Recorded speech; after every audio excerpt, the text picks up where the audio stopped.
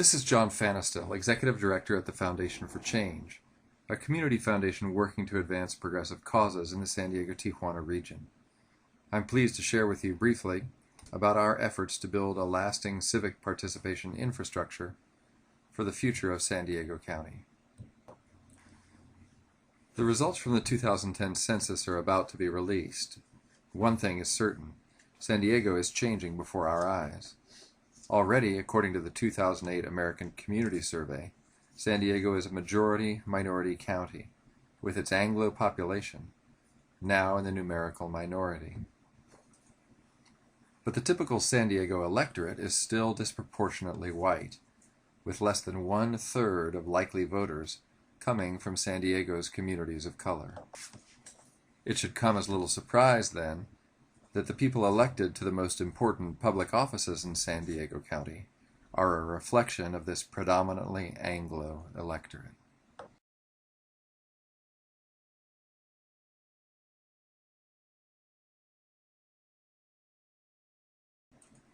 In fact, as of 2008, just 4 of the top 24 elected officials in San Diego County were of an ethnic background other than Caucasian.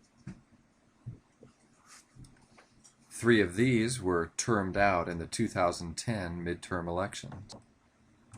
2 Latinos were elected to public office, the result being that just 3 of the top 24 offices in the county are now occupied by people of color. That's just 1/8 or 12% of the total. Community of color representation in elected office is just one measurement of political vitality, but it is an important one. Without speaking ill of San Diego's current elected officials, it's easy to see that the complexion of San Diego's political leadership is profoundly disconnected from the lived experience of the county's changing population. Faced with this democratic disconnect, some may lament the changing population, and others may invest time and energy and resources in trying to elect specific individuals to elected office. At the Foundation for Change, we're more interested in trying to change the composition of the San Diego electorate. What would be required to bring our electorate more in line with San Diego's new demographic profile?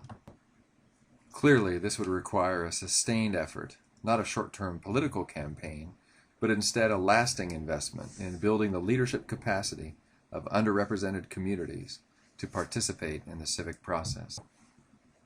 Fortunately, the Foundation for Change is not alone in sharing this vision.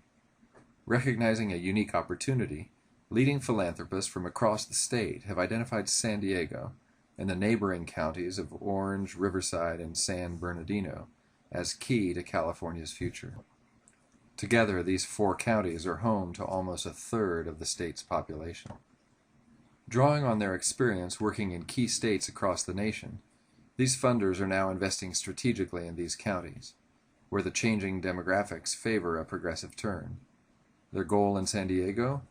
To build a lasting civic participation infrastructure that can sustain meaningful change across election cycles. The good news is that San Diego is home to a potential new electorate of 1.2 million people, larger than the typical San Diego electorate.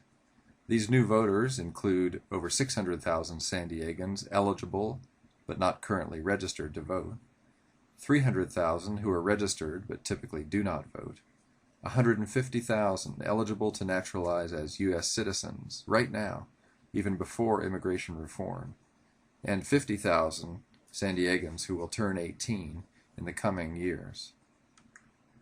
Even better news, these potential new voters come from communities, much more likely than current voters, to support progressive policies like expanded investment in public education, improved access to health care, a stronger commitment to the environment, and equal rights for all. The challenge of the coming decade is to see that San Diego's politics catch up with its changing demographics. Did you know that 1 in 3 San Diego households speaks a language other than English at home? Did you know that almost 2/3 of San Diegans under the age of 18 come from communities of color? San Diego was once a conservative stronghold, but no more. Now San Diego plays a role in California politics similar to the role played by states like Ohio and Florida on the national political scene. At a September 2010 reception for supporters of the Foundation for Change, Susan Sandler of the Sandler Foundation, based in San Francisco, put it this way: "If we can close California's voting gap by even 25%, we can transform politics and policy in this state."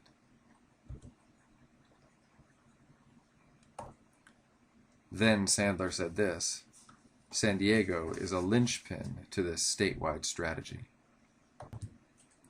I'll look forward to telling you more about this strategy in a forthcoming presentation. For now, this is John Fanistel.